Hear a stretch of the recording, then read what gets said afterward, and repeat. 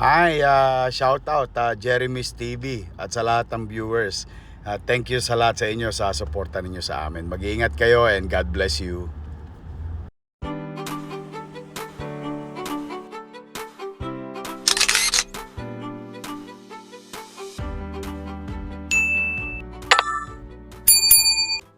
Merlito Atienza, Direktora ng Kababaihan ng Maynila. At alam ko na nakatadhana na tumayo ako dito sa inyong harapan bilang Vice-Alcalde ni Yorme Isko Moreno Dumagoso. Ngunit sa totoo lang, nung bata pa ako, ang pangarap ko sa aking buhay ay maging isang misyonaryo.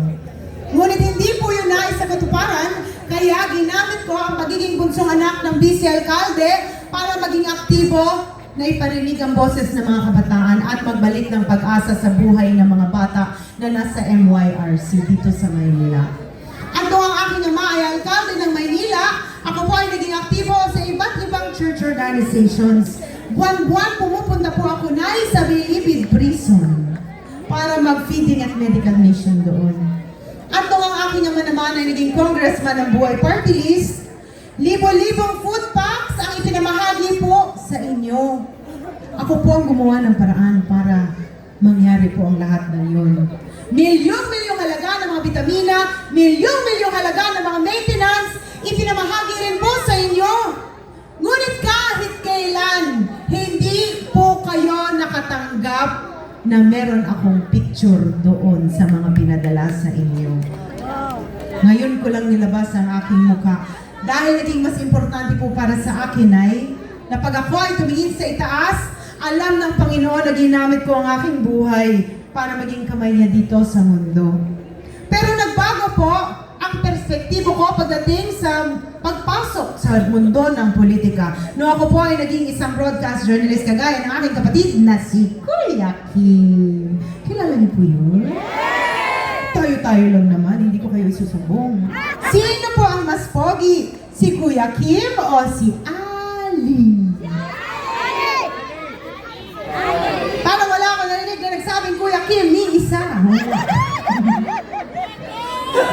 Okay lang, sanay na siyang ganun. Siya daw ang matalino. Si Ali daw ang pogi. Pero kagaya ng aking kapatid na si Kuya Kim, ako rin po ay nasa telebisyon bilang isang broadcast journalist. For 7 years, inalam ko po ang kwento ng ating mga kababayan mula sa sektor na napag-iwanan sa laylayan ng lipunan. Doon ko po nakita na maraming sektor dito sa ating bansa, lalo't lalo na dito sa ating lungsod, na umiiyak na sila ay mapakinggan ng gobyerno.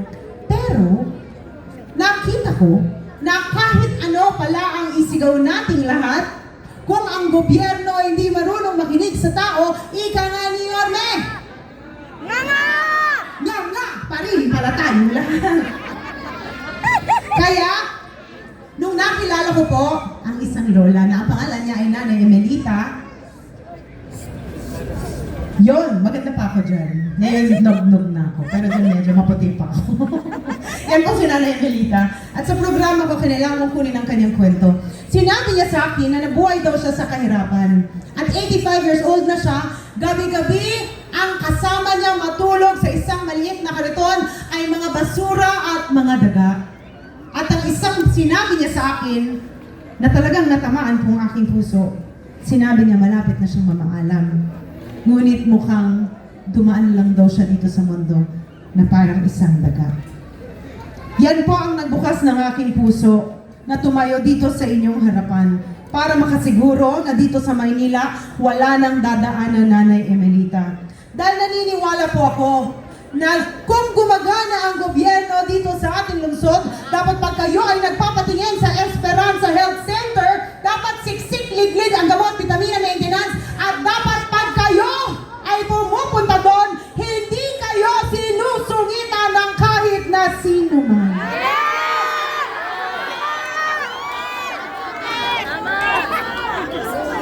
Pero wag natin sisihin ang mga barangay health workers natin dahil hindi rin sila naaalagaan ng tama. Siguro kaya sila sumusukit na kasi kulang na nga ang sweldo, pagod-pagod pa. Pero naniniwala ako na kung may malasakit ang gobyerno, makikita nila ang problema at maaayos nila. Kaya sa amin ni Yorme, makakasiguro po kayo na pag kayo'y nagpatingin sa ospital at health center dito, siksik, liglig ang gamot, vitamina, maintenance, at pag nagpa-check up kayo, lahat ng tatanggap sa inyo may ngiti sa kanilang mga mata.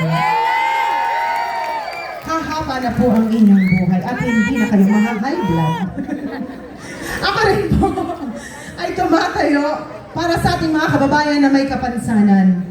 Lalo't lalo na sa mga senior citizens na may kapansanan. Mga magulang na merong anak na may kapansanan.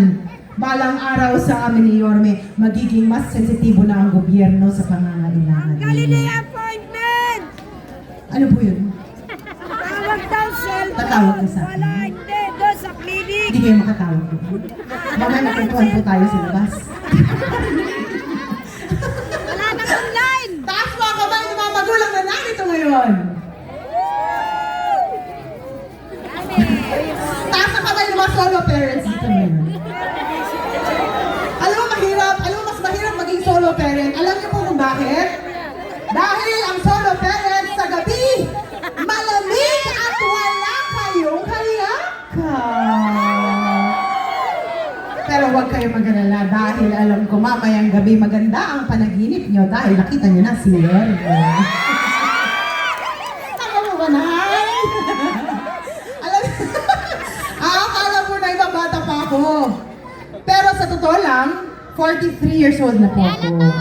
May 3 na po akong anak na malalaki na. At halos 20 taon na po akong may asawa. Kaya sa mga tatay, na akala nila dalaga pa ako. Hindi na po ako dalaga. Dalang-dala na po ako. Pero bilang isang magulang, alam ko kung ano ang dasal nyo sa gabi tuwing pinapanood nyo ang inyong mga anak na natutulog. Na sana, meron kayo isang gobyerno na kasama nyo sa pagpapalaki sa inyong mga anak. Huwag po kayo mag-alala dahil sa amin ni Yorme, makakasiguro po kayo na kasama niyo ang gobyerno dito sa Maynila sa pagpapalaki ng inyong mga anak. Dahil mahalaga rin po sila sa amin. Ako rin ay tumatayo para sa mga miyembro ng LGBTQ+ community. Alam niyo, nalaman ko, marami sa inyo, bata pa lang, marami na kayong diskriminasyon. Ba't ka nagtatago dyan? Ganda-ganda ng t-shirt mo dyan. Init-init kasi, di ba? Sana all. Alam ko, marami sa inyo, marami kayong iniindang diskriminasyon. Huwag kayong mag-alala dahil sa amin ngayon, may makakasiguro kayo na pantay-pantay ang panlaban ng lahat dito sa Maynila. Kahit ano pa man ang kasarian mo. Dahil gusto namin, patas ang panlaban ng lahat. Alam niyo po, nung kami ni Yorme nag-motorcade dito, ang lakas ng sigaw niyo. Ano nga po yung sinisigaw niyo nun? Mahina yan. Kasi nung narinig ko, parang tumalon yung tutuloy ko sa tenga. Ano nga po yung sinisigaw niyo? Bumalik ka na! Isa pa! Bumalik ka na! Alam niyo, may bago na pong sigaw ngayon. Babalik na siya! Pero alam ko po, bakit kayo sumisigaw na bumalik na si Yorme? Dahil po, Naitay, alam ko, miss nyo na ang gatas na ensure. At alam ko rin, miss niya ang malalaking cake na pinadadala sa inyong mga bahay tuwing kaarawan ninyo. Sabi nila, napalitan daw ang malaking cake ng cupcake. Ang sabi ng iba, napalitan daw ng lumang cake ang cupcake, kaya naging biskotso. Pero sabi naman ng iba, ang cupcake naging stick-on. Ewan ko. Basta alam ko, mas gusto nyo ang malaking cake, kaya wag po kayo mag-alala dahil lahat po yan babalik sa inyo balang araw. At alam ko naman, sa mga Manileño na nandito ngayon, alam ko bakit nyo sinisigaw na bumalik na si Yorme. Dahil miss nyo na ang isang gobyerno dito sa Maynila na alam nyo mabilis kumilos at alam nyo importante ang boses nyo. Siyempre! Huwag kayo mag-alala dahil babalik na si Yorme Isko Moreno Tumagoso! Ngunit, kung maaari, sana isama niyo rin po si Chi at Yansa.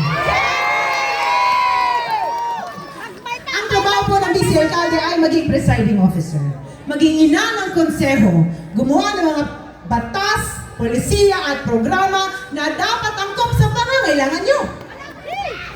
Huwag kayong mag-alala, kumain na kayo ng marami kasi hindi na kayo kakain pag tayo nakaupo. Hindi na tayo mag-recess. Pero alam nyo, kung meron man ako isang bagay na kaya kong ipagmalaki sa aking sarili, ginamit ko ang pagiging bunsong anak ng vice alkalde at congressman para isigaw ang boses ng mga Manileño na nagdadasal na sila ay mapakinggan ng gobyerno kahit wala akong posisyon. Ako man ang bunso sa 6 na magkakapatid, isang trivia lang po, kagaya ng sinasabi ng kuya ko. Nung bata po ako, sinabi ng aking ama sa akin na ako ang magpapatuloy ng mga nasimulan dito sa Maynila. Sa lahat ng aking mga kapatid, ako lang po ang nakapagtapos ng political science major in governance. At nung ang aking ama ay vice alkalde ng Maynila, tinuruan po niya ako kung paano maging isang magaling na vice alkalde na may integridad, na sumuporta sa kanyang alkalde. Kaya makakaasa po kayong lahat na balang araw, susuportahan ko po ng buong-buo si Yorme Isko Moreno Tumagoso! Dahil naniniwala ako na ang suporta ko kay Yorme ay suporta ko po sa inyong lahat. Ang bitbit ko po sa tambalan namin ni Yorme ay livelihood. Dahil isang bagay na nakita ko sa paglilibot ko sa ating bansa, lalo na dito sa Maynila, marami pa rin mga Manileño na kailangan ng suporta pagdating sa pagtayo sa kanilang mga paa.